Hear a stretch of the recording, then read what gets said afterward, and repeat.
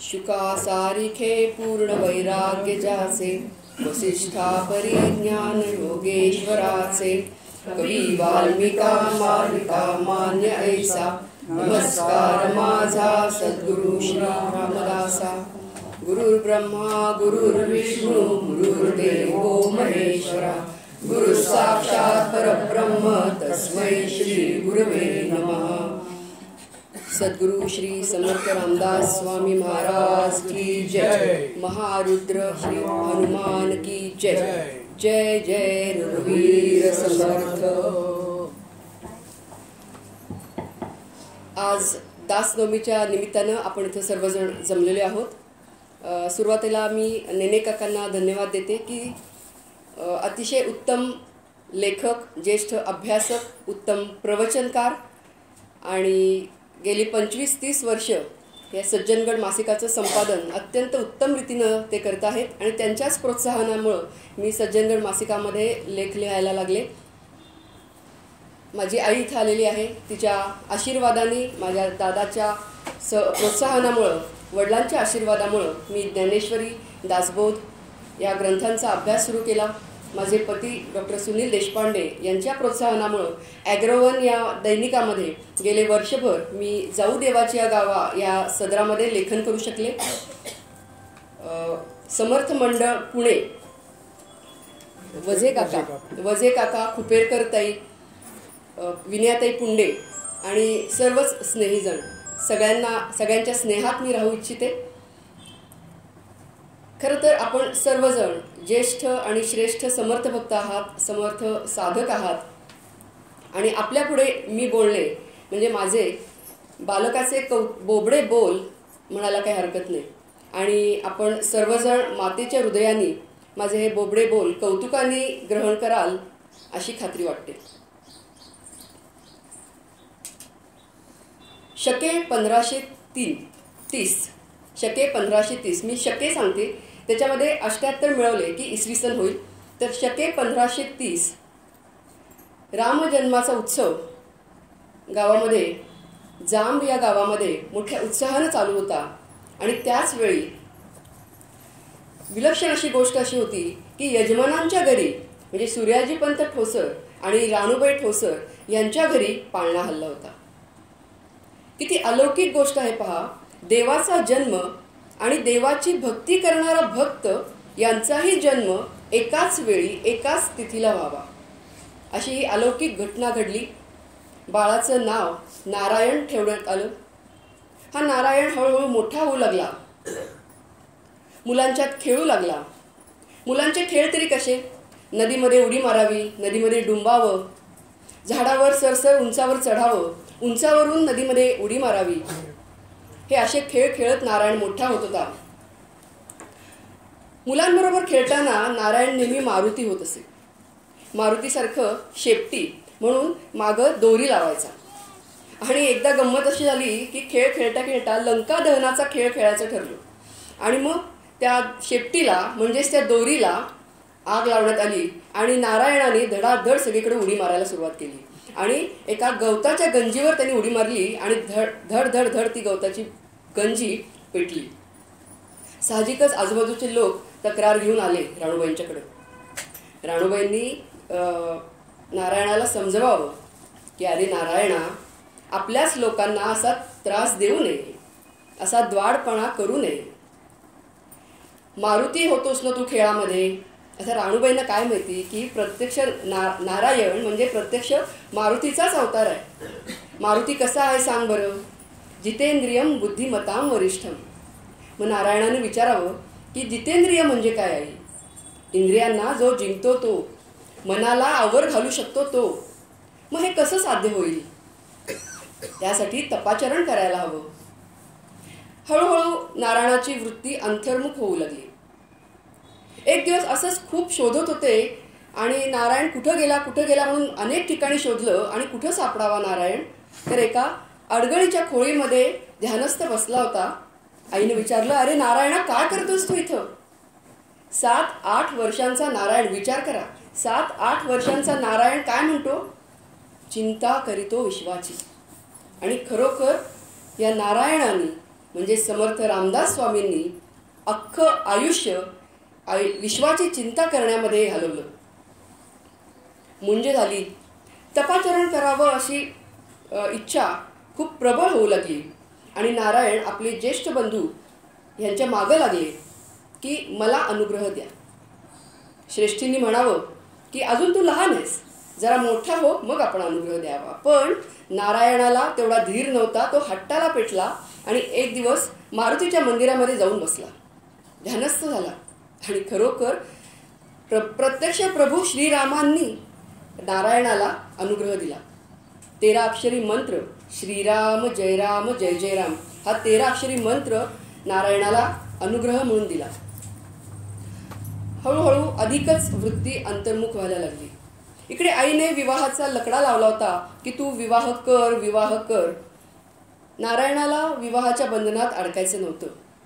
आईनं खूपच आग्रह धरला की मला तुला बोहल्यावर चढलेलं बघायचं आहे, मला अंतरपाठ धरलेलं बघायचं आहे.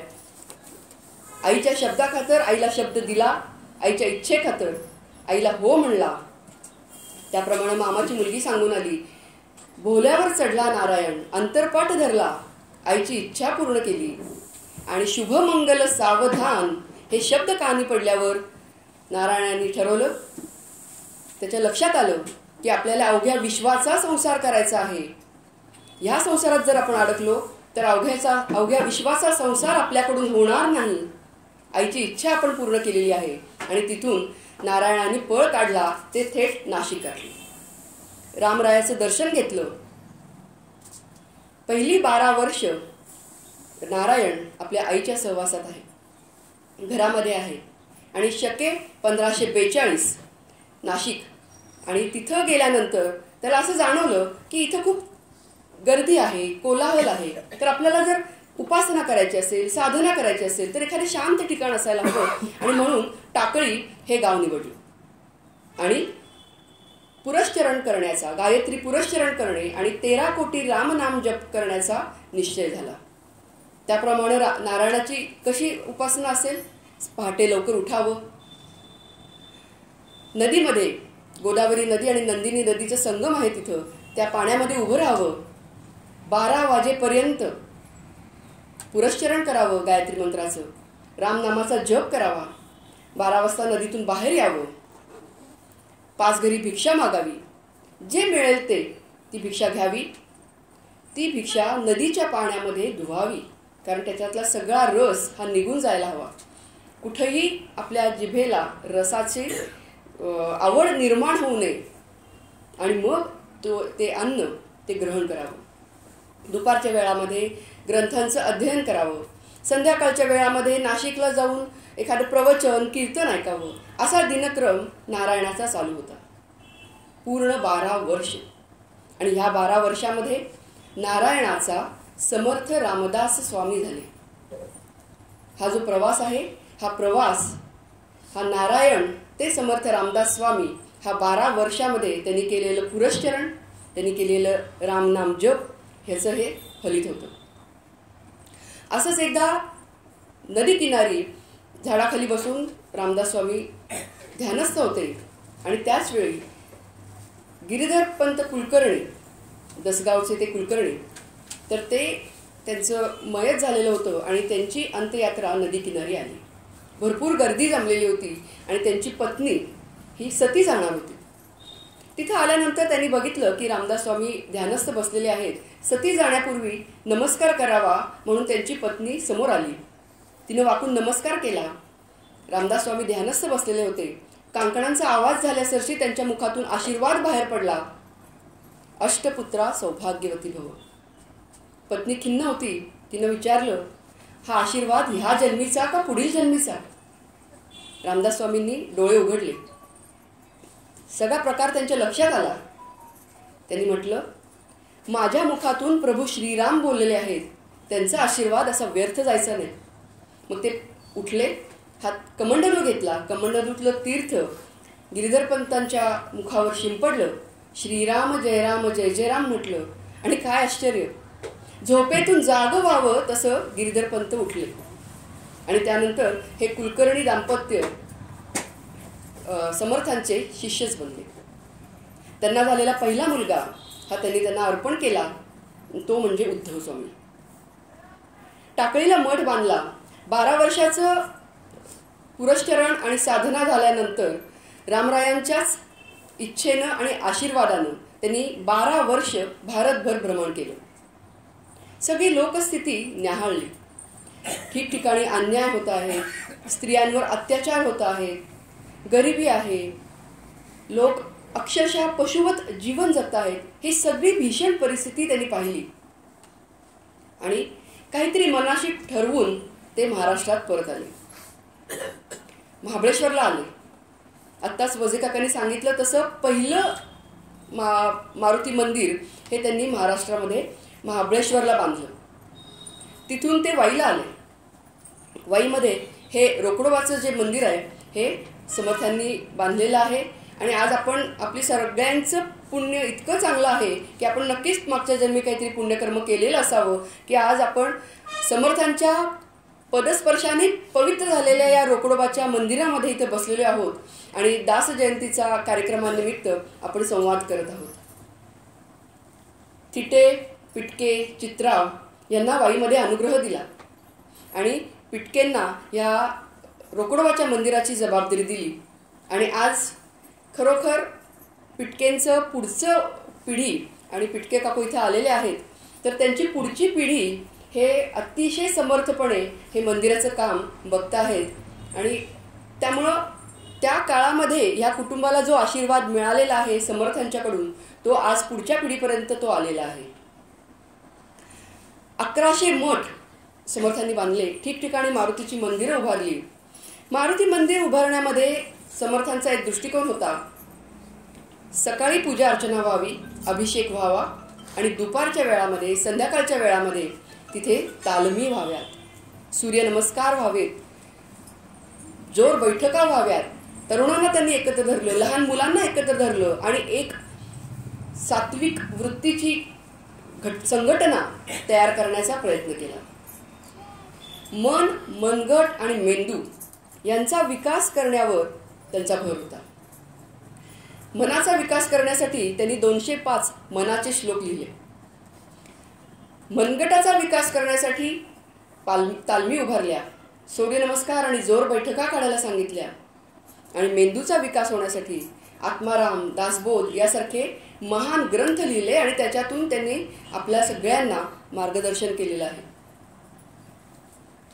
नामदेव महाराजांनी म्हटल्याप्रमाणे एक तरी ओवी अनुभवावी. एक श्लोक आपण घेऊया मनाच्या श्लोकाचा. सोपे आहेत मनाचे श्लोक. आपण मुलांना शिकवताना सगळ्यात प्रथम मनाचे श्लोक शिकवतो कारण ते पाठ व्हायलाही सोपे आहेत, म्हणायलाही सोपे आहेत. पण आता आपण त्याचा मतितार्थ आणि गूढार्थ जाणून घेतला तर आपल्या लक्षात येईल की किती महान तत्वज्ञान समर्थांनी या मनाच्या श्लोकातून सांगितलेलं आहे. समर्थांनी म्हटलेलं आहे, आधी प्रपंच करावा नेटका. आधी प्रपंच करा आणि मग परमार्थाकडे वळा. प्रभाते मनी राम चिंतित जावा, पुढे वैखरी राम आधी वदावा. आपण अर्धाच भाग बघूया. प्रभा एक तरी ओवी अनुभवावी. मी ठरवलं की ही ओवी, हा श्लोक मी अनुभवायचा. म्हणजे काय करायचं? प्रभाते मनी राम चिंतित जावा. सोपं आहे. सकाळी उठल्यानंतर रामाला नमस्कार करायचा आणि माझा दिवस सुरू करायचा. पण पुढचा भाग, पुढे वैखरी राम आधी वधावा. अवघड आहे. प्रत्येक वेळेला वैखरी म्हणजे काय? बोलणे. वाणीचे 4 प्रकार: वैखरी, मध्यमा, पश्यंती आणि परा. वैखरी म्हणजे बोलणे. काहीही बोलण्याच्या आधी राम आधी वदावा. मनातल्या मनामध्ये राम म्हणायचं आहे आणि मग बोलायचं आहे. मी म्हटलं ठीक आहे, आपण अनुभवूया. ही ओवी अनुभवायला सुरुवात केली. बघा, मी तुम्हाला एक 2-3 प्रसंग सांगते. सकाळी उठल्यानंतर असाच नेहमीचा गडबडीचा दिवस, हा आठवडा माझा खूप गडबडीत जाणार होता आणि सकाळी लवकर आवरून मला हॉस्पिटलमध्ये खाली जायचं होतं.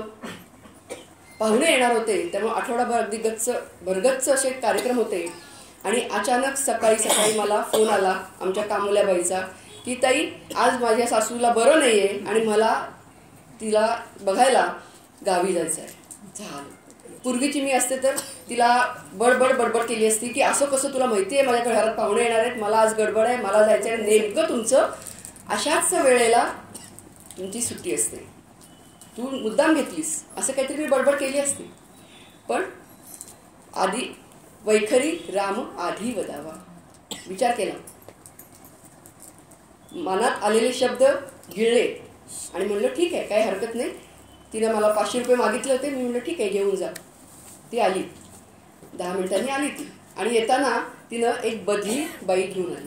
ती म्हणली ताई मला जायचं आहे गावाला, कदाचित 2 5 दिवस लागू शकतात, 8 दिवस लागू शकतात, तर माझ्या अनुपस्थितीत ही बाई तुमचं काम करेल. मीही हसत हसत तिला 500च्या ऐवजी 1000 रुपये दिले. प्रभाते मनी राम चिंतित जावा, पुढे वैखरी राम आधी वदावा. घटना बदलली की जी मी बडबड केली असती, तिनं वैतागून की इतकी वर्ष मी तुमच्याकडे काम करते, तुमचा माझ्यावर विश्वासच नाही, असं करून ते संभाषण एंड झालं असतं, ते बदललं. सकाळी उठले, चहा केला, चहामध्ये साखर घालायची विसरले. पतिदेव नाराज झाले, काय चहा केलाय विसरली साखर, असं कसं विसरतीस तू. मीही चिडले, अहो 1 चमचा साखर राहिली, घ्या ना घालून. आमचा दिवस खराब सुरू झाला. पुढे वैखरी राम आधी वदावा. मी म्हणलं सॉरी हा, माझ्याकडनं चूक झाली. पटकन साखर पुढं घेतली आणि घातली.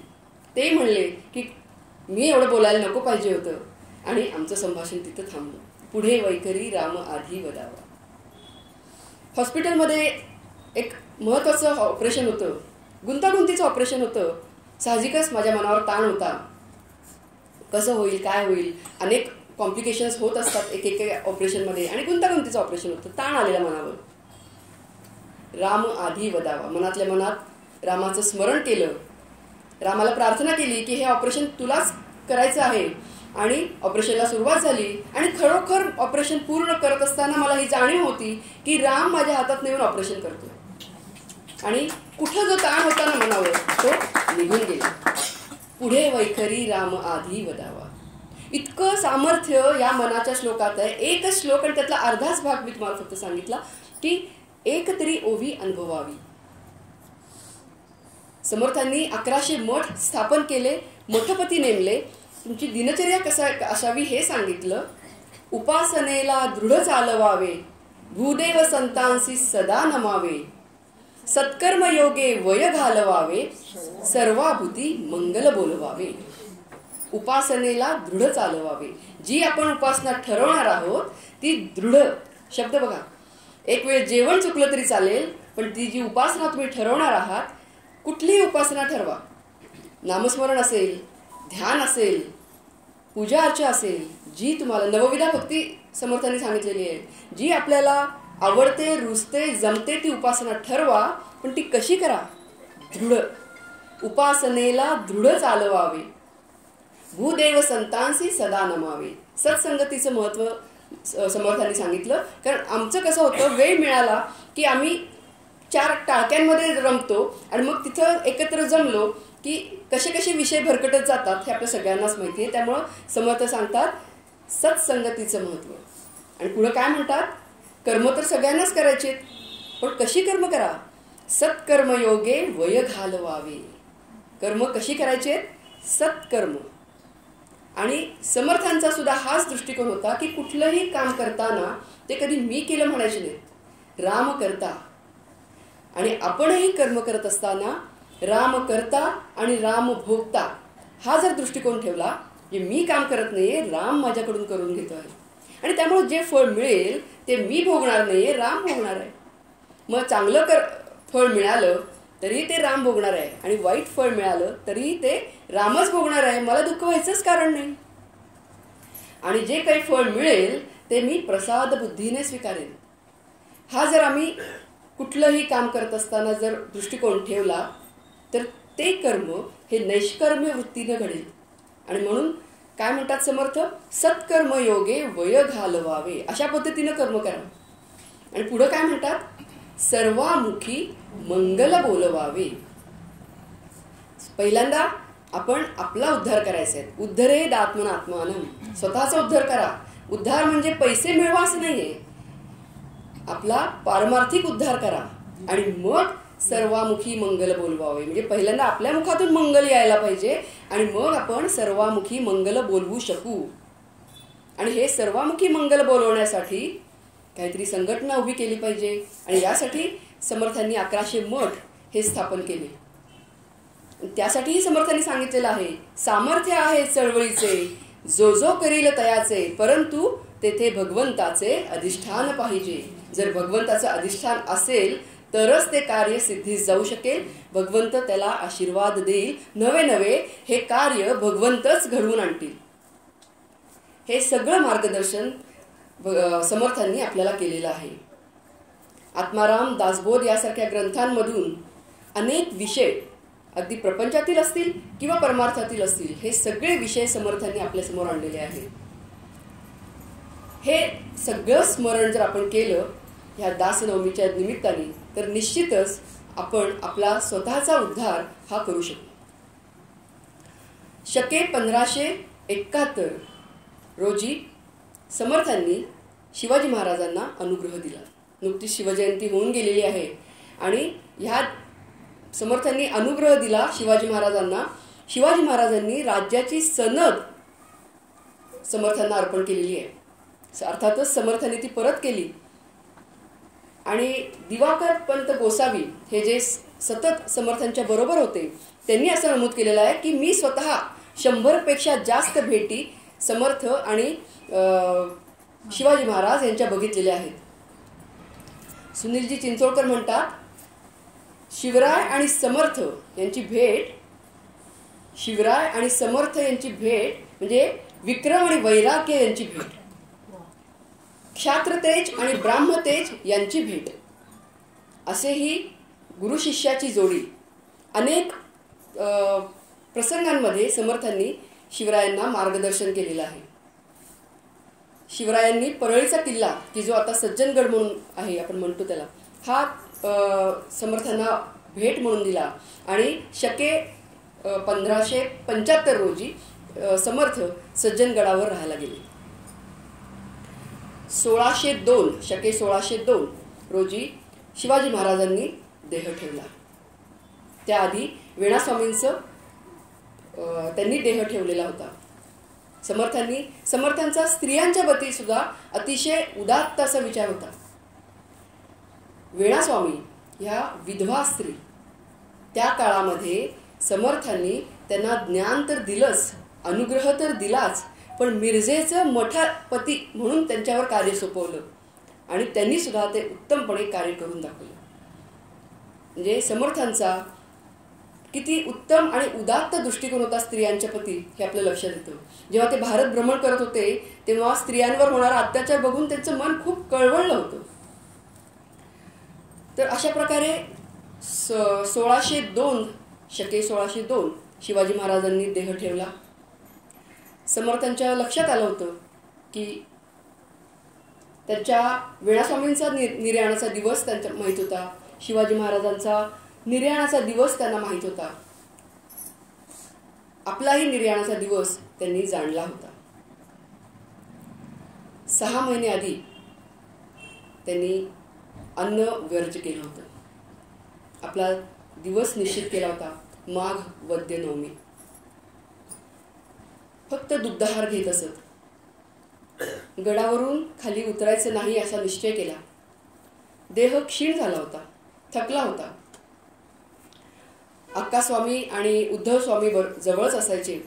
त्यांनी सुचवलं की देह थकलेला आहे, थंडी वाऱ्याचा त्रास नको, तर आपण चाफळला चलावं. समर्थांनी सांगितलं की चाफळमध्ये मी रामनवमीचा उत्सव सुरू केलेला आहे.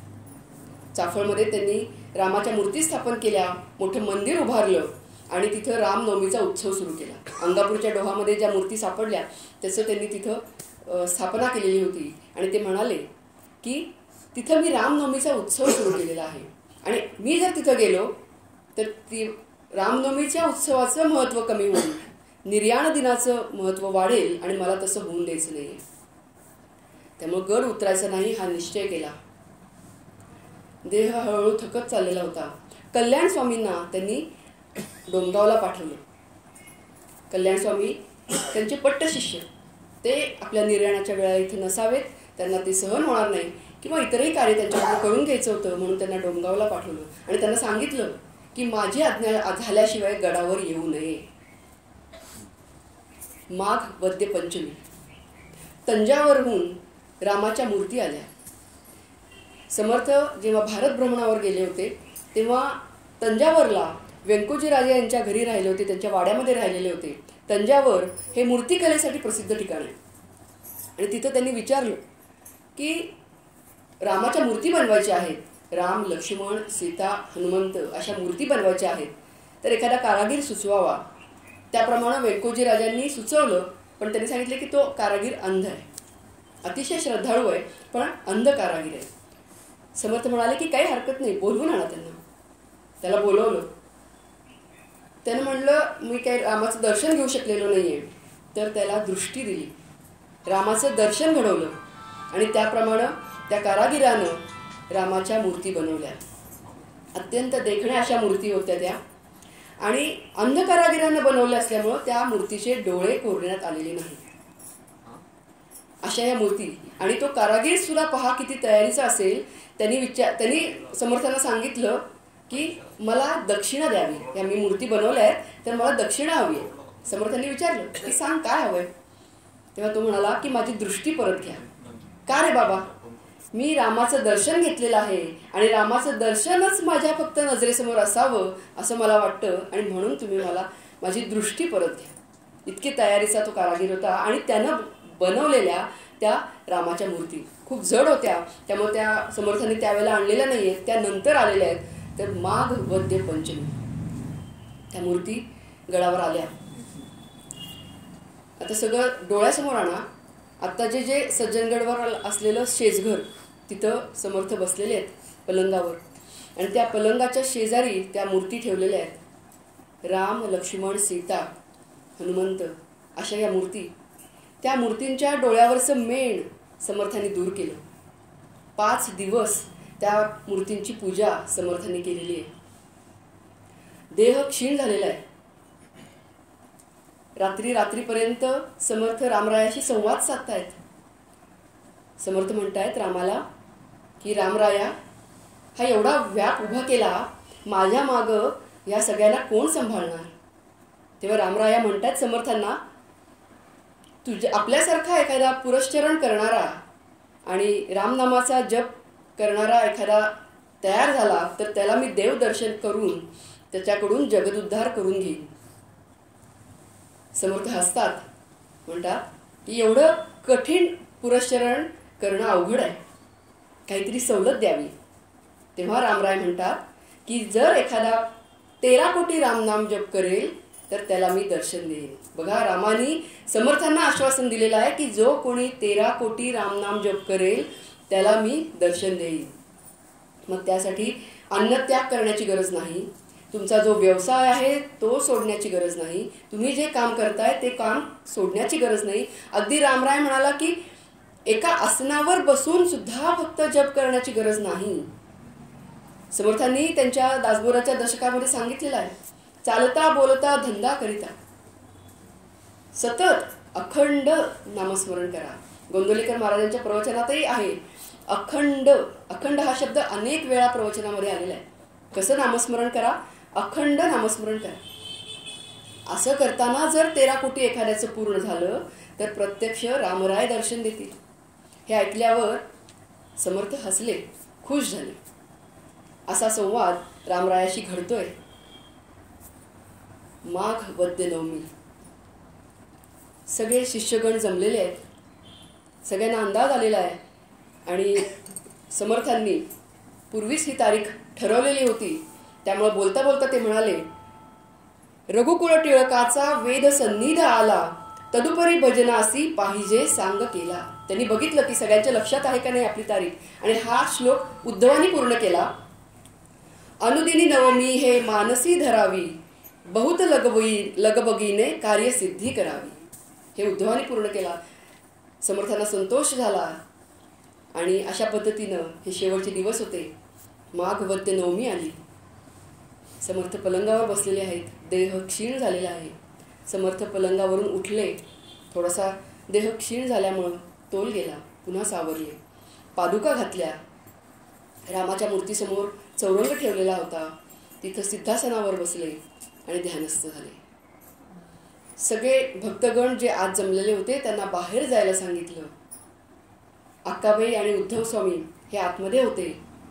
बराच वेळ ध्यानस्थ बसल्यानंतर अक्का स्वामी पुढे आल्या आणि म्हणाल्या, महाराज पलंगावर बसावं.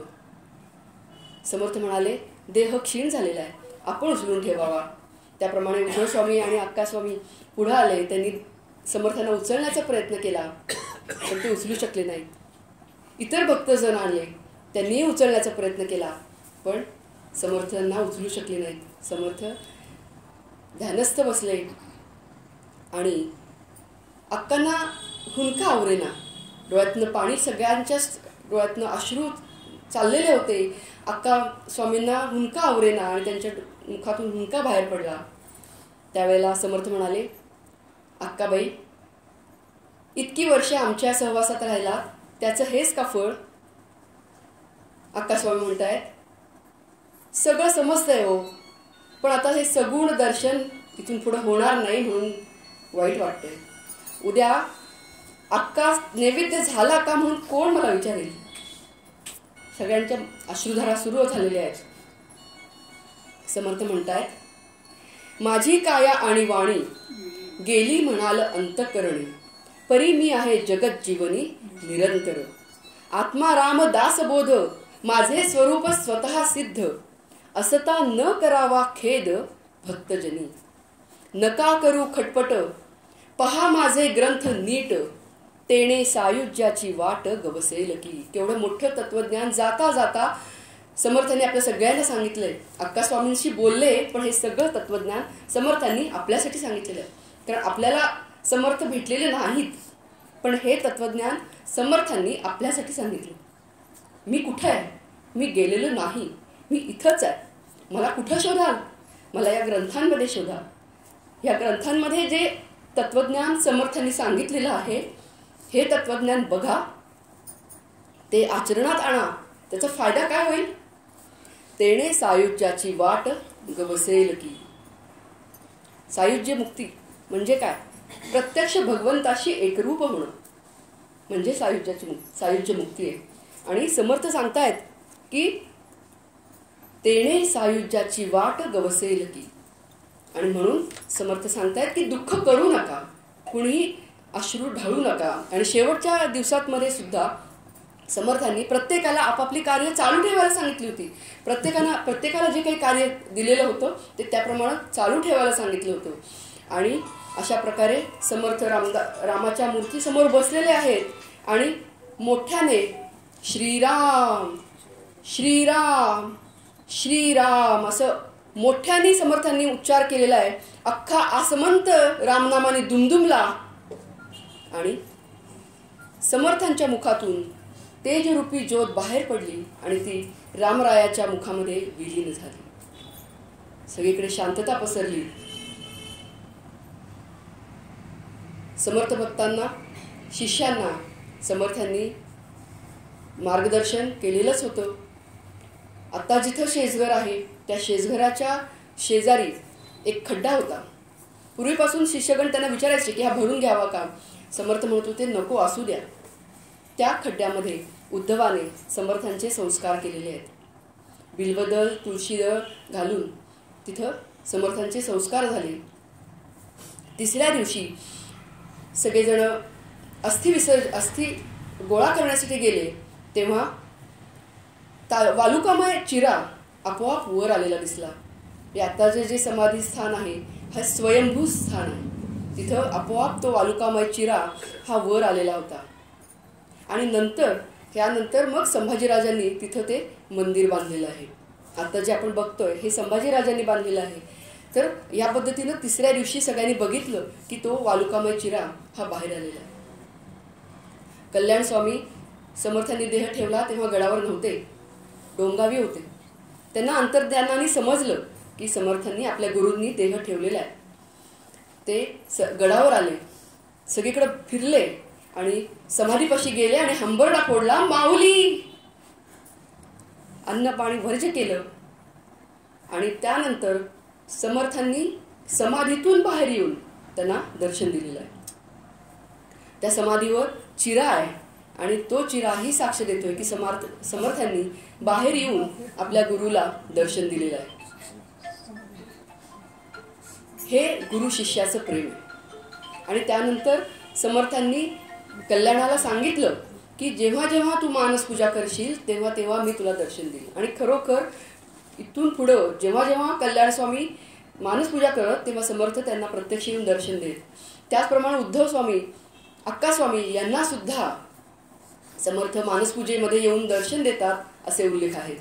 आणि म्हणून समर्थांनीच मानसपूजेचं महत्त्व सांगितलेलं आहे. आपल्या सर्वांना मानसपूजेचं महत्त्व हे समर्थांनी सांगितलेलं आहे. जर तुम्ही तितक्या तन्मयतेनं जर मानसपूजा कराल तर खरोखर तुमचं दैवत हे तुमच्या समोर येणार ह्याची खात्री समर्थांनी आपल्या सगळ्यांना दिलेली आहे. समर्थांच्या ज्या अस्थी होत्या त्या चाफळला वृंदावनामध्ये ठेवण्यात आल्या की त्याचं विसर्जन काशीला नेऊन करायचं. त्या अस्थींचं विसर्जन करण्याबाबत केशव स्वामी की जे उमरसचे मठपती होते त्यांना अनेक वेळा केशव स्वामींनी कल्याण स्वामींना विचारलं की याचं विसर्जन आपण कधी करूया, काशीला नेऊन गंगेमध्ये विसर्जन करायचं आहे. तर पुढे बघू असं अनेक वेळा कल्याण स्वामींनी ती वेळ टाळली आणि बघूया असं सांगितलं. अशी 32 वर्षे गेली. केशव स्वामींना एक दिवस असं वाटलं की इतके दिवस कधी ठेवतात का अस्थी, म्हणून त्यांनी काय विचार केला की आपण अस्थी काढूया आणि त्या काशीला नेऊया. जाताना डोंगावी आपल्या गुरूंचं म्हणजे कल्याण स्वामींचं दर्शन घेऊया, त्यांना सगळं सांगूया आणि काशीला जाऊया असं त्यांनी विचार केला. आषाढ शुद्ध त्रयोदशी गुरुपौर्णिमा होती 2 दिवसांनी, तर गुरुपौर्णिमेला दर्शन घ्यायचं गुरूंचं आणि जायचं पुढं. त्याप्रमाणे त्रयोदशीला त्यांनी त्या अस्थी वृंदावनातून काढल्या आणि त्याच वेळी तिकडं कल्याण स्वामींनी देह ठेवला. इकडे हे अस्थी घेऊन